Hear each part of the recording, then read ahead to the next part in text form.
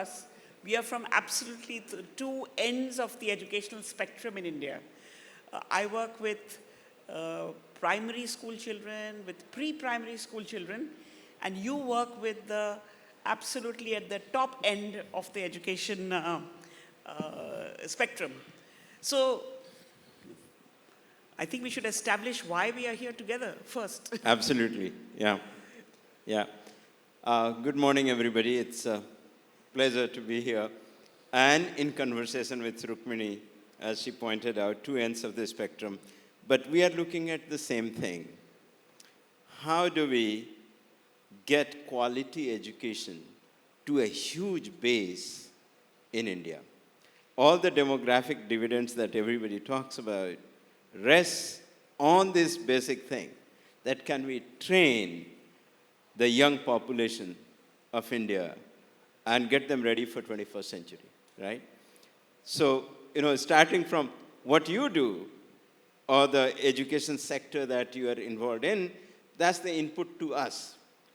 So when we think about reimagining tech education, if the base is not prepared enough, then our task becomes infinitely harder, right?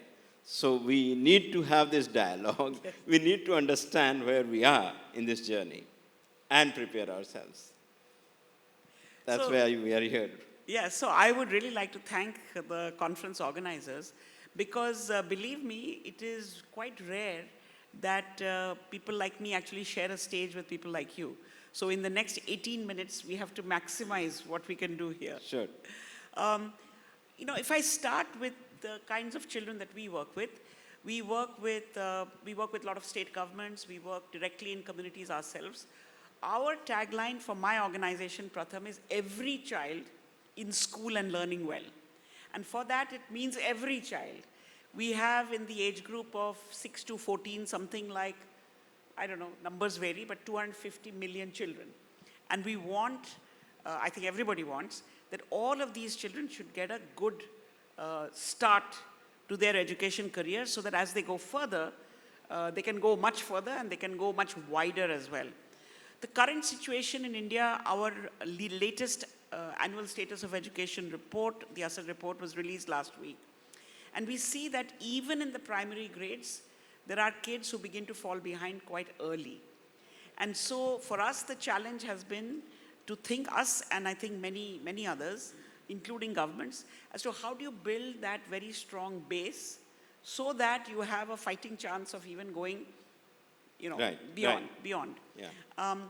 But as I was looking at your profile, we happen to be from neighboring states. So my state, where my family is from, is Bihar.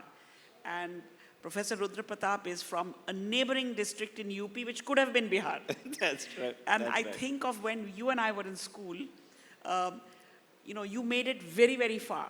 So looking back, what do you think when you were with all children in your primary school, let's say when you take 5th grade, there were kids in 5th grade with you when you were studying, and then today here's where you are, and maybe the others are not there. What do you think made a difference in your life?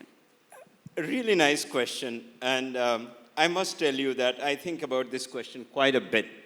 I grew up in a village, went to Prathamik Vidyalaya of my village.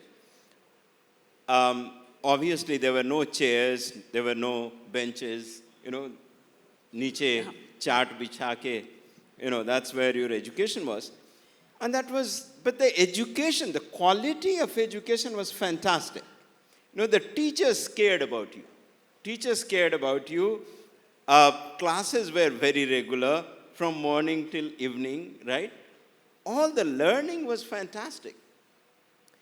When I compare that with the primary school education that my children went to in Bangalore, I find a huge difference. I didn't see the same dedication in teachers. I didn't see the same kind of rigor either. There's a lot of fluff. But let's get back to rural, right? I'm not going to Bangalore. Let's get to rural.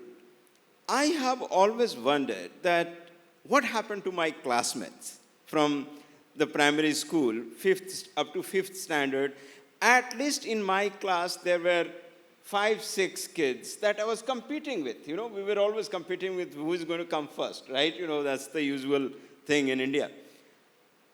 And those kids were obviously as good as I was, right? But none of them made it later. And I always wondered why. And the only difference was that my father was a principal of a higher secondary school, so he had far more information. He could guide me. He could guide me to navigate. So at that point, I found that there was incredible lack of information for kids in the rural areas. You know, how do you navigate yourself? What should you study? How should you go to the next? What should you select, right? That kind of stuff. Now I find it's the other extreme in rural areas. There is a lot of information that doesn't make sense to you, right? You know, all of us here have gone through high school, and if you remember your calculus, there are 2 limits. X goes to 0, X goes to infinity. Usually you do these limits, you know, in calculus. That's what I find with information. There is tons of information today, but there is nobody to tell you what does this deluge of information mean. And therefore, kids are equally lost. In either case, you are equally lost. I find this a fascinating problem to solve, right? This is something that we have to address, that how do kids in rural areas, they have cell phone in their hand. But when you are looking for information, you get out of context information. You know, you get information, but what do you do with that information? How do you contextualize it? How do you make sense of it? That's a serious problem, right? And that's something that I find that even today, I go to my village and I see this problem. Right? How do we solve that? By the way, I congratulations for your ASER report. It's fantastic. I went through the report. What an eye-opener. I mean, first of all, something like this, that about 98% kids are going to school today. It's an amazing achievement for India. Amazing achievement. You know, there are hardly any kids left out. And even, you know, the reading comprehension and the math numeracy comprehension that you have conducted, you see such big jumps, you know, that we are getting there, right? So quantity is okay, and that's why I'm focused on quality, that how do we get quality now? So just to give a little bit more flavor to what Professor is saying on the report, we've been doing this since 2005. And ever since COVID happened, our 2022 report, we do it every alternate year now, and the 24 report, we felt that we should include some digital skills. Because we look at, is a child in school, can you read very basic, text, and then can you do some very simple arithmetic? So this year, or rather 2004 report, we asked the 14 to 16-year-olds. In our sample, we have kids from 3 to 16. So we asked the 14 to 16-year-olds a couple of digital tasks. And I'll just, outline them for you because I'm interested in seeing how you make sense of it. So firstly, I think that the access, there are lots of different estimates about how accessible are devices. And in our sample, which is a rural sample, almost every rural district in India, this year we just did not go to Manipur, but we've been to almost every other rural district. You find that children report saying that close to 89% have a smartphone at home or accessible to them. And a very large percentage say, I know how to use the phone. For the purposes of the survey, we actually ask kids, it's a household survey. So we ask kids, can you go bring a phone? Which to me I think is a real measure of, is the phone really available? And with no notice and no prior information, almost 69% or so kids could immediately produce a cell phone. So apart from self-reported information about what they do with the cell phone, where children at that age are still quite honest, in the last 1 week, they said a very high proportion have used it for social media and for entertainment. And then I think some people feel they must give a good answer. So they say about 57% have used it for something educational. And we asked them some questions about safety and so on. But the interesting thing is we actually gave them 3 tasks that they had to do in front of the surveyor with the phone. And apparently this kind of information is quite rare, where you get actual activity-based estimates and not self-reported. So we asked them very simple things. Can you set an alarm? Can you find out by browsing who was the first woman president in India? Doesn't matter if you know it, you have to show me how you look for it. And a third thing was, can you find a specific piece of content? We asked them to find this module called PM Disha, and find it and then send it to a friend. Now, these are children from all over rural India, varying levels of reading and math, but up to 70% kids could do these basic things. So coming away, we being primary school people took away some things. I took away the fact that a lot of these skills, these children of 14 to 16 have not been taught. They certainly have not been taught in school. They have learned it on their own, and they've probably learned it from each other. What are they searching? What are they looking at? How are they going through the information? Whether the information is for your friends' outfits or for movie stars or for physics, we don't know. But there is some basic capability to search based on interest. And many of the friends do have access. Of course, there are the usual age differences and gender. But this kind of a fact coming to someone like you, how do you see this? Do you see this as promise? Do you see this as potential? Or do you see this as so basic that it doesn't matter? No, actually, in the report that I read through, this was the piece that caught my attention the most. I loved that survey, that how many kids have access to cell phones and how many of them could use it properly. So that gives us a lot of hope. See, ours is, Plaksha is a native AI university. That's what we call it. Not for fashion. I'm dead serious about it. AI is a technology. As a university, as a tech university, you look at the entire spectrum. AI as a tool, AI as a technique, AI as a field. Because we have to generate knowledge, we have to disseminate knowledge, we have to curate knowledge, we do all of it, right? As a university, that's what you do. So when you are looking at AI, you are looking at what are the underpinnings of AI, what kind of mathematics, When, believe it or not, I think when I'm taking shower, that how do I get a 5th grader to understand matrix as an entity, mathematical entity, right? Because matrix vector multiply is the core of machine learning, is the core of AI, to understand these things, right?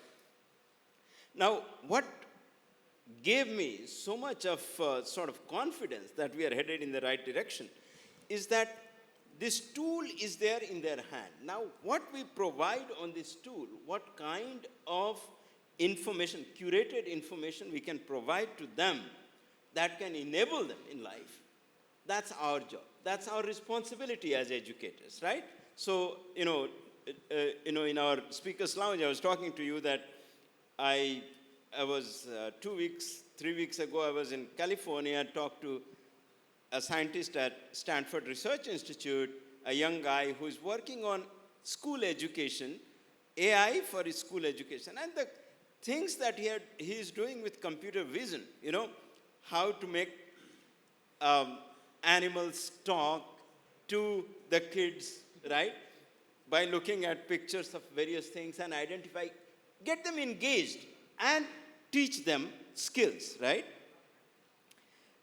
I found that fascinating, right? That this is a good tool to get kids engaged on this media and teach them useful skills, right? Those kinds of things we would like to put forward, right? When I say that quality education has to improve, right? Quality of education has to improve. The numeracy data that you have, mathematical numeracy, reading, that you have put forward, we would like to see that to go to 80%, right? Yeah. It's right now hovering around 30%. That's not good enough. So we have to push these boundaries using right tools. For us, AI coupled with cell phone availability in villages, this is the panacea. this is how we are going to get quality education to the masses.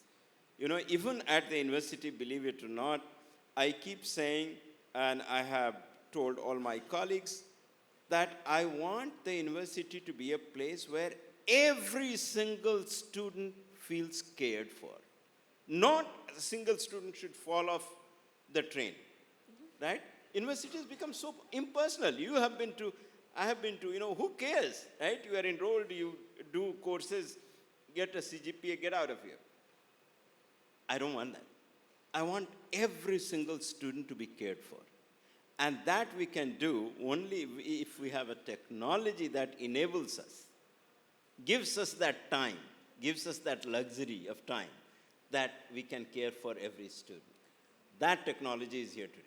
So you are from the technology field, and I am maybe from the, I don't know what field I should call it, from where I see that the human interaction, maybe because I deal with much younger children. You are from soul technology. That's what I call it, soul technology. And we are, because we deal with a very large scale population of children, I'm constantly told, every day in my mailbox I get N number of messages saying, use my product, use my platform, use my system. But very few people ask me, what is it that you need? And sometimes I think looking at the studies, the recent data that have come out, and this is a question that I'm sure we can't answer here, but you all are here for the whole day and there will be more sessions. I wonder if the word edtech is a problem. Yeah, I understand that. In the following way. Yeah. That at each age group, kids are different. They're cognitively different, they're socially different, they learn from different ways. And when I look at the data that I've seen from the 14 to 16-year-olds, it tells me that they learn in a different way. Are they doing ed tech, or are they doing tech for what they want to do? I think is a big question. And so for someone like me who deals with a very large number, or my organization and our partners, we deal with many, many kids, many of whom are under 10, and we are told technology will solve our problem. Tell me how. So EdTech is obviously overhyped, and I think that all of us sitting here should understand this very well, that, look, in the name of EdTech, there is too much being shoved over your, throat, right? And you got to be careful about it. EdTech is not solve all problems tool. And we have seen it, the fever that came for EdTech during COVID is over, right? We understand there is no substitute of human connect either. EdTech as a tool, I would say that just like for communication, we could get in communication in person like this, right? Once in a while on the phone. Now, phone, which has become ubiquitous everywhere, that has helped tremendously in communication, right? So similarly, education that can reach to everybody, there is a channel available. How do we use that channel is up to us, right? Don't abuse it, use it properly. And that's what, we are trying to do. I'm a tech university, and as I said, AI native, but if you come to the university, you will see that constantly I ask students to throw away everything, cell phone, etc. Sit for an hour or two without any cell phone. Think deeply. You cannot substitute that. Yeah. So EdTech should be used very, very carefully and not overdone. Right now, society is screaming. All companies are screaming at you. Don't fall for it. That's my advice. So I found my guide and mentor thanks to this conference.